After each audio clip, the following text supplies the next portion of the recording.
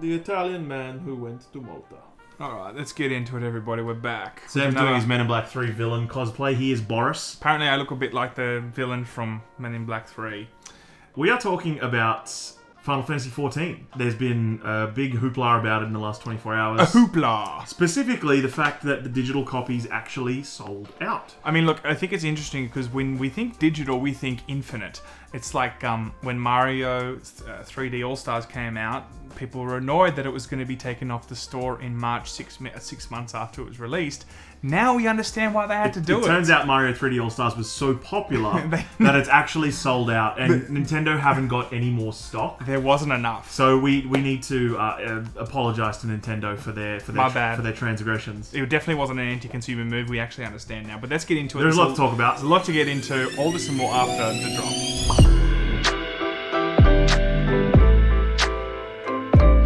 Also, excuse my my dirty shirt. I've just finished work. And What's all that white stuff on your shirt? I don't know. So yeah, I was just working. That's why. But Nice. yes, the Final Fantasy. So in the last day or so, Final Fantasy 14. Specifically over the weekend, it's been actually happening. Yeah. So it's been surging in popularity.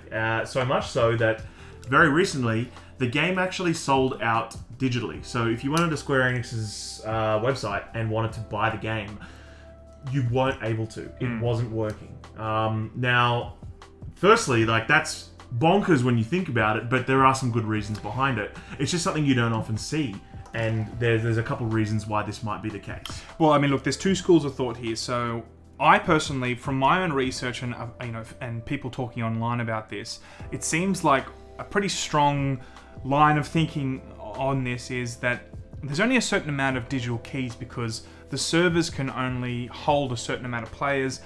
Square Enix expects a certain amount of people that will want to purchase in 6-12 months, for instance, right? That has obviously not been enough, and it has far surpassed the Square Enix expectations, and this has completely been sold out in terms of digitally. Square Enix does not want to just go out and print 1 billion digital keys because it will actually impact the experience of the people that are currently playing. If all these new people want to jump in and fill the servers to capacity or over capacity, that will actually destroy the experience because the entire server is just overloaded with too many players. So in that regard, I can see why originally people think, oh, digital keys, there's unlimited amounts. Well, no, because there's electricity costs, there's manpower costs, there's a lot of infrastructure that needs to be working and is working only to a certain point, and that only allows an X amount of people to be playing at any given time, and that's why there's a cap on the actual digital amount of codes. Yes. You think differently? Well, no, from what I saw, the other explanation is that, and this one makes a lot of sense too. Less sense, less sense. But anyway, we have the scholar over here. Yes. So the reason they also do this is they have limited amount of keys in circulation in the store, so that if any bad actors hack in to Square Enix's platform, they can't just have an infinite number of keys to take from that. You mean like bad actors like the guy from The Room? That would be good actors or monumental performances. Nice. No, but rather it's to prevent any hackers or anyone that sort of gets access to Square Enix's servers and their platform and their storefront from basically taking out as many keys as they want. It's sort of like a stopgap. Yeah.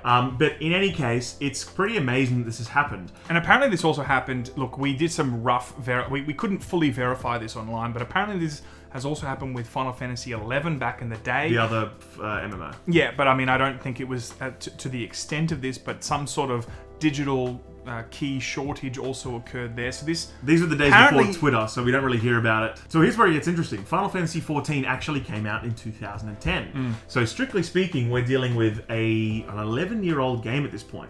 But as you most likely know, the launch state of Final Fantasy XIV was it was a total disaster.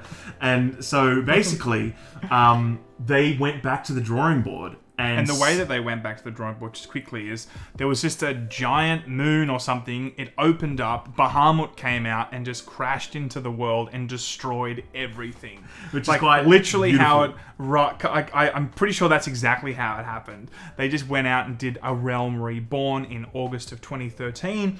And since then, it's been a slow and steady uptick of players and quality and an overall really good reputation with the community, which is really rare. Like, we don't actually usually see this. I mean, like, they've been... Okay, to put it in perspective, the song of the year in 2010 was TikTok by Kesha. That has a different meaning Which now. has a completely different meaning nowadays. TikTok, both are rubbish. But one is a new type of rubbish.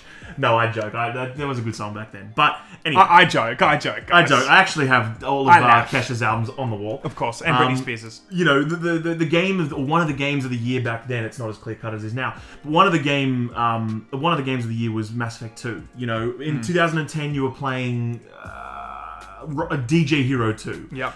Like, this is so long ago.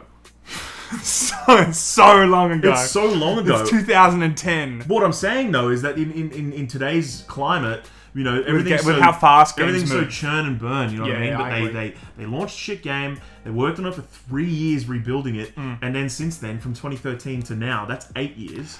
They've been chipping away, and now have just recently, you know, they've got 22 million active accounts registered, and I think they also had their highest concurrent. They had their highest concurrent players at any one time. And like this, it's going from strength to strength. Which is interesting because when we look at MMOs, I mean, I think some people, I certainly was in the camp of thinking MMOs are great, but it's a genre. I loved WoW. You played a lot of WoW. A lot of WoW. But it was a genre of a previous time. I didn't think, apart from Amazon's New World, we were really seeing a lot of big-time developers wanting to venture out and making a new MMORPG. Or if they did, it was very few and far between, you know?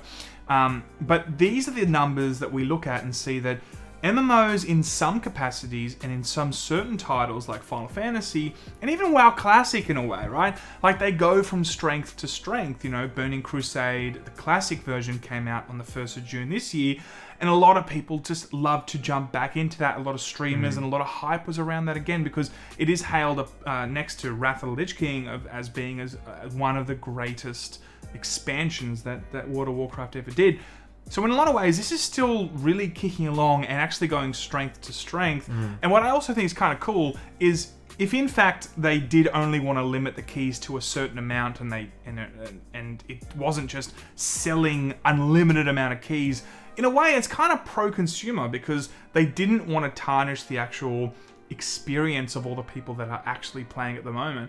Some other developers, I'm guessing, would have been like, screw it, look at all the money coming through, let's get all these people in. But no, Square Enix has in fact put a cap on these digital copies, and I think that's going to further serve the community and serve the reputation, because the flip side of this, if they didn't have a limited amount of digital copies, the headlines would have been Final Fantasy crashes. Final Fantasy is, in a complete turmoil because no one can log in at the moment. Do you know what I mean? Like, well, that's exactly what happened to Titanfall pretty much today, actually. True. Fascinatingly. So basically, Titanfall's completely dead. Yep. But anyway, I digress.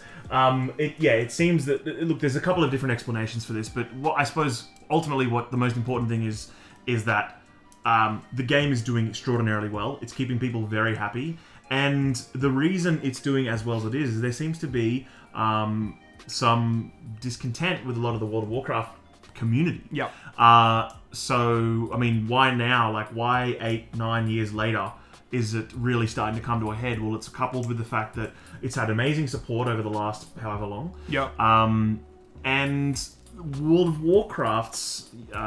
World of Warcraft has been around since 2002 or something, right? We know that it has been one of the most successful games ever in existence. 2018, when Battle for Azeroth came out, not a lot of people absolutely loved that. It was probably one of the worst received expansions that I can think of for World of Warcraft. Now, Shadowlands has come out, and there seems to be a bit of a lull between the next content. That's 6 months from what I read. Yeah. I don't play WoW, so... Yeah. So it seems like maybe this is just... Yeah, maybe just all the planets are aligning for Final Fantasy 14, you know. And a lot of the actual major content creators for World of Warcraft are jumping over. Yeah. And so if you do some reading on the Reddits, On the Reddits. I don't mean the Reddits as the website, I mean the various subreddits. If you do some reading, you'll see that there's this term being thrown around, WoW refugee. There are a lot of people that are disenchanted with WoW in its current state and are looking for alternatives. And a lot of these big content creators are jumping ship and dipping their toes in and I guess they're liking what they're seeing, and the people that follow them are following suit. So, I mean, and actually before the news... That's so true, This is so yes. interesting. Hand on heart, before I saw any of this news, I messaged Sam yesterday, and I was like, there's a really generous free trial for Final Fantasy 14. Do you want to jump in? So we both actually downloaded it, and then We can't get in, actually. an hour later, this sort of Story emerged. the shitstorm that this is, sort of made itself known to us. But we very much fell into the camp of new people who are going to try it. I haven't been able to log in yet. You haven't either, but we're going to. Yeah. But yeah, it was just fascinating that this all kind of happened when we expressed interest. Yeah, I mean, look, I guess we just want to do this story to bring everyone up to speed, but also to really make the point that this really shows me today more than any other time in the last decade or so that MMOs are alive and well. I know that Final Fantasy 14 has had a very strong community. Elder Scrolls Online also has a strong community. World of Warcraft, as well as WoW Classic, all have strong communities.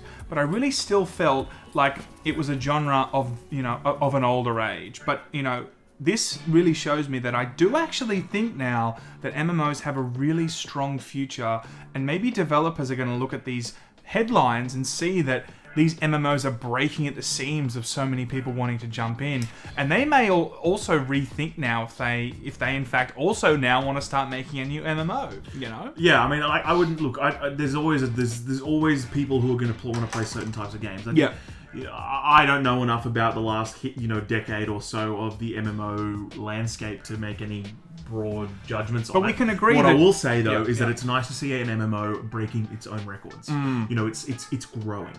So, I mean, look, if nothing else, more options and more competition is always better for a genre, or always better for the industry. Yeah. So the fact that, Final Fantasy 14 is kicking goals, it might inspire the competition. I mean, mainly World of Warcraft, but others to maybe up their game and maybe take some of those players back, or court some new players. Specifically with New World, I'm curious to see what happens with that. All right, well, let's try. We're going to continue to try and log on and actually start playing. So we will, in a month's time, be connoisseurs and absolute professionals when it comes to Final Fantasy 14. But until then, thanks for tuning in. We love you, appreciate you, and we'll see you guys next time. Later now. Should hold up the thing to delete their memory.